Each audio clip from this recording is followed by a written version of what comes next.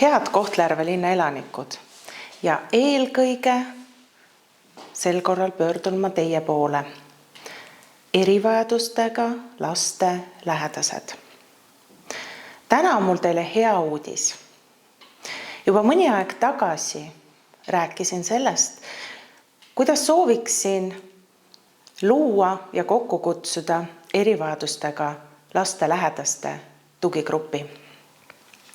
Nüüd mul on hea meel teatada, et minu suur soov on saanud teoks ja juba 22. aprillil kell 5:30 ootan mina teid linnavalitsuse ruumides, et üheskoos arutada, mõelda, rääkida kõigest sellest, mis valmistab muret ja mis on hingel.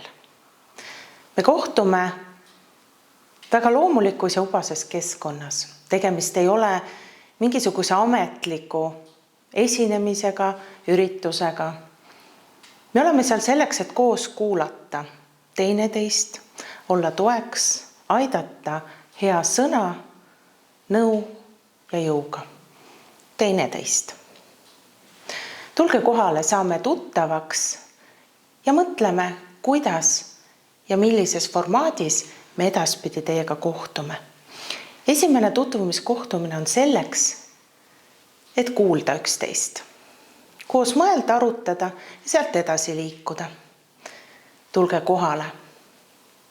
Mina igatahes ootan väga seda kohtumist teiega. Kohtume juba 22. aprillil kell 17:30 Kohtla-Järve linnavalitsuses.